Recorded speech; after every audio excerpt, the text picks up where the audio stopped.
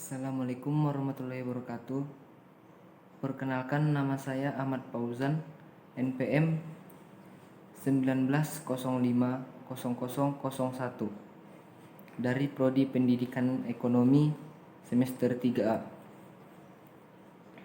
Di sini kami dari kelompok 2, yaitu saya sendiri, dua rekan saya yang bernama Dinda Lestari dan Kasuma Harahap, akan membacakan makalah yang telah kami buat, yaitu yang berjudul Urusan Perusahaan, Pengelompokan Perusahaan, dan Dokumen Perusahaan.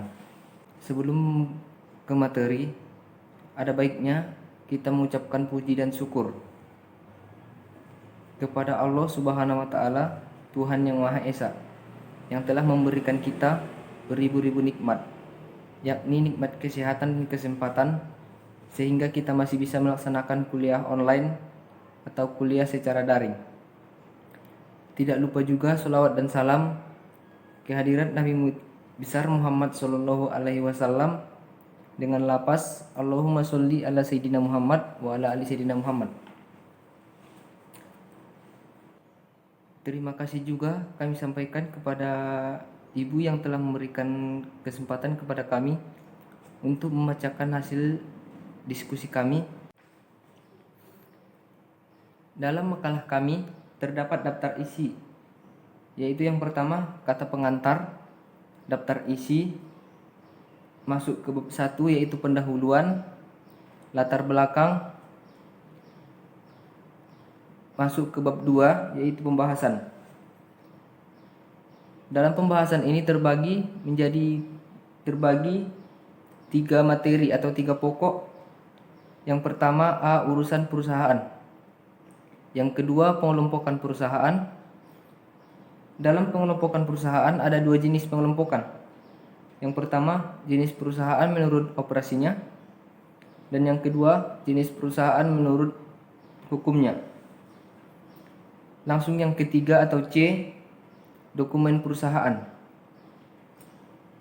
Dalam dokumen perusahaan ada beberapa titik besar atau inti-inti yang kami rangkum. Yang pertama, pengertian. Yang kedua, jenis dokumen perusahaan. Yang ketiga, pembuatan dokumen perusahaan. Yang keempat, penyimpanan dokumen perusahaan.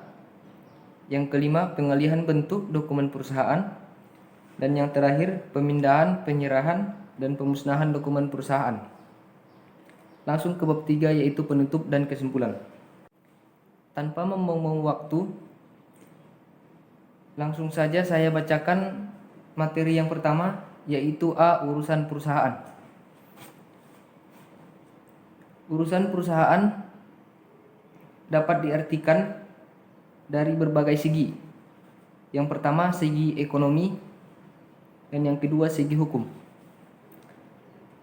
Dari segi ekonomi, adapun arti urusan perusahaan adalah kekayaan dan usaha yang terdapat dalam lingkungan perusahaan sebagai satu kesatuan dan perusahaan atau dengan perusahaan yang digunakan untuk memperoleh keuntungan sebesar-besarnya dengan pengorbanan yang sekecil-kecilnya. Secara ekonomi, urusan perusahaan dapat menghasilkan keuntungan dan dapat pula menimbulkan kerugian. Sifat urusan perusahaan dapat berkembang dan dapat pula berkurang, surut, ataupun hilang. Kedua keadaan tersebut dicatat dalam pembukuan atau pembukuan perusahaan.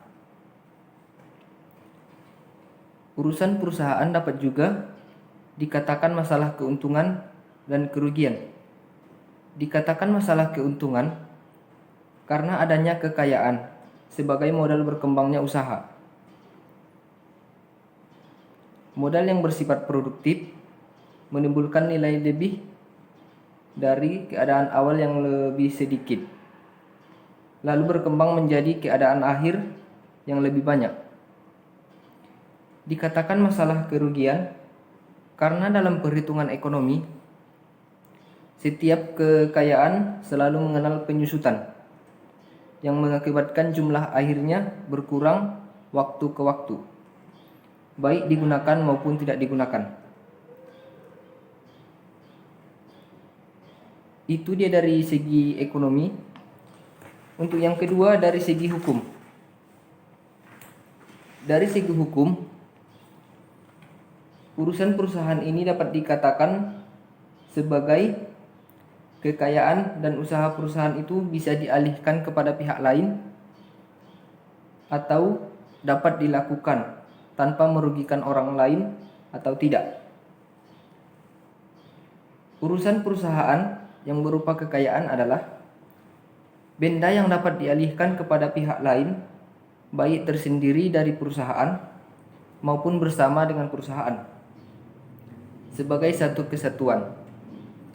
Dari segi hukum, kekayaan yang berupa benda dapat dijadikan objek jual beli, sewa menyewa, dan diatur oleh hukum bagaimana cara melakukan jual beli, sewa menyewa, dan cara melakukan penyerahan benda dan membayar harga. Dari segi hukum, urusan perusahaan yang berupa usaha perusahaan terdiri atas perbuatan hukum atau produk yang dihasilkan. Setiap perbuatan hukum diatur oleh undang-undang atau kebiasaan. Sebagai perbuatan seharusnya perusahaan berbuat dan bertindak menjalankan perusahaannya.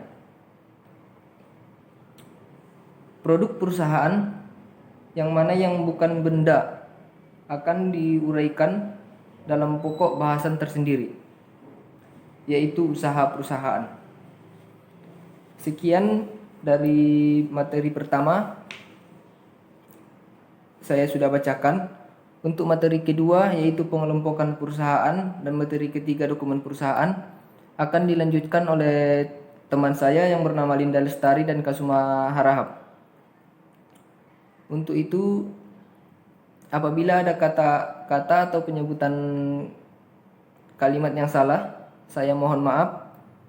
Saya lanjutkan ke penyaji kedua dan ketiga. Sekian dan terima kasih. Assalamualaikum warahmatullahi wabarakatuh. Perkenalkan, nama saya Linda Lestari dari kelompok 2. Di sini saya ingin melanjutkan penjelasan isi materi kami dari saudara Paujan, yaitu B. Pengelompokan perusahaan. Pengelompokan perusahaan terbagi menjadi dua jenis. Yang pertama, perusahaan menurut operasinya. Perusahaan menurut operasinya terbagi pula menjadi 3 bagian. Yang pertama, perusahaan jasa. Perusahaan jasa adalah perusahaan yang kegiatannya menjual dan memberi barang jasa kepada orang lain atau masyarakat. Yang kedua, perusahaan dagang. Perusahaan dagang adalah perusahaan yang kegiatannya membeli barang dan menjual kembali tanpa mengubah bentuk aslinya. Yang ketiga, perusahaan manufaktur. Perusahaan manufaktur adalah perusahaan yang mengolah bahan mentah menjadi barang jadi dan menjual kembali kepada orang lain. Adapun jenis yang kedua yaitu perusahaan menurut badan hukumnya. Perusahaan menurut badan hukumnya terbagi menjadi 5 jenis. Yang pertama, perusahaan perseorangan. Yang kedua, firma. Yang ketiga, persekutuan komanditer. Yang keempat, perseroan terbatas. Yang kelima, koperasi.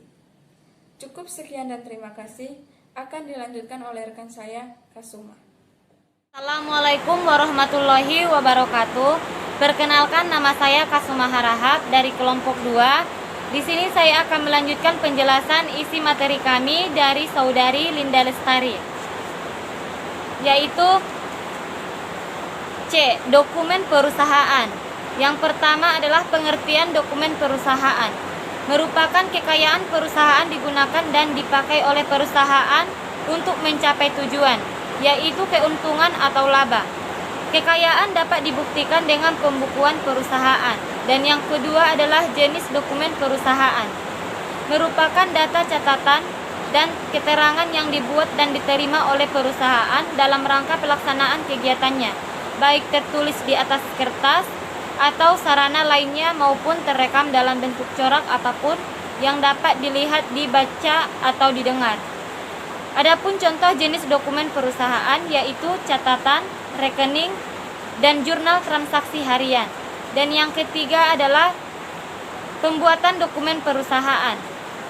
Artinya, yang dimana setiap perusahaan wajib membuat catatan sesuai dengan kebutuhan perusahaan, yang dimana penggunaan kata wajib dimaksudkan untuk memberi penekanan adanya kewajiban perusahaan membuat catatan agar setiap saat dapat diketahui keadaan kekayaan, utang, modal, hak, dan kewajiban perusahaan, baik yang melindungi kepentingan perusahaan dan kepentingan pemerintah.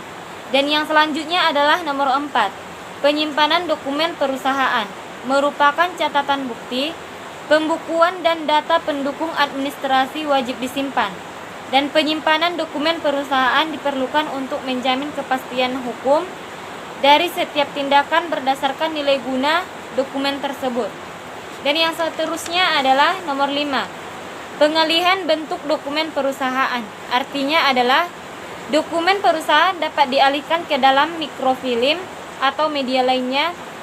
Mikrofilm adalah film yang memuat rekaman bahan tertulis, tercetak, tergambar dalam ukuran yang sangat kecil. Media lainnya adalah alat penyimpanan informasi yang bukan kertas dan mempunyai tingkat pengamanan yang dapat menjamin keaslian dokumen yang dialihkan atau ditransformasikan. Cukup sekian penjelasan dari materi kami. Jika ada yang masih kurang jelas, kami persilahkan untuk memberikan pertanyaan. Sekian, terima kasih. Assalamualaikum warahmatullahi wabarakatuh.